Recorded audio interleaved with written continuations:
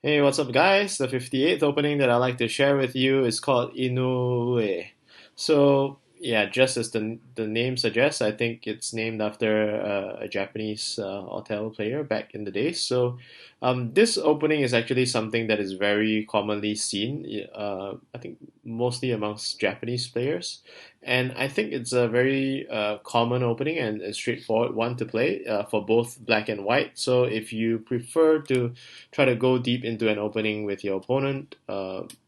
Probably, if it's an easy sequence for both players and you're looking to vary it more towards the later part of the game, then I guess this opening might be for you. So for me, sometimes I play this occasionally just to vary things a bit in the rose branch of openings. So yeah, I think the pros is that it surprises the opponent in the sense that it's so common that you probably won't expect your opponent to play it as black. So I think it's kind of like a blind spot. People think that they know how to handle this opening because it's so common, but if you go really deep into it, you can find some blind spots and perhaps surprise your opponent. So let's run through the basic sequence leading up to this opening. It's f5, d6, c5, f4, e3, which is a typical lead up to the rose branch of openings, and then c6, and then finally, instead of taking d3 over here, we go for the e6 cut down, straight down the line.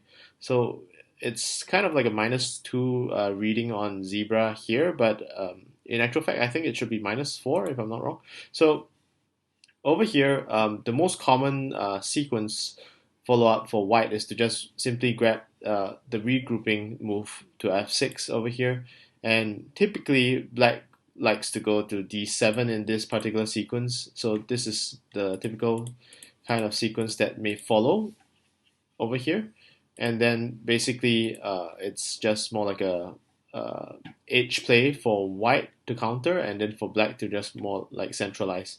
So another variation over here that is commonly played by Japanese players is to take g4 over here, and most likely you would take the tail end of it, which is the most common counter to this move, c4, and then black goes g5 to regroup, and you take c3, and then finally black goes on the end of this, just trying to establish d7 to target the centralizing move over here. So white jumps in, black, before he takes this one, he goes for one more move down the cut this way, and then white. So this tends to lead up to quite a difficult sequence for white to play and continue. So this can be quite tricky, if you were to use it as black. But of course, the flip side is that you have a reduced advantage, and it's a general easy follow up by white early in the game. But towards the later part, if you're able to go deep, then you'll be able to maybe capitalize on this opening. So let's just move back to the earlier sequence over here. So another potential counter besides white taking this, if you were to play this as black, I think Taminori likes to play g5 over here. So that's an interesting one. And I think most other players who choose to deviate from playing the usual f6 would play f7 quite often. So that is something to look out for. If you were to just simply follow up by the book's best move, you would go to d7.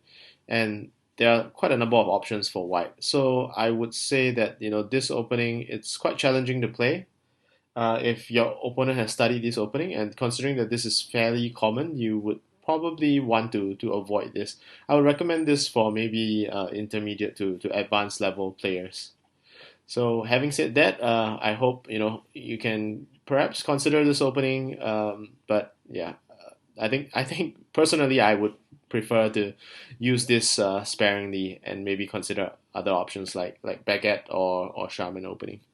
Okay, so thank you very much for joining me, and I'll see you in the next one. Goodbye.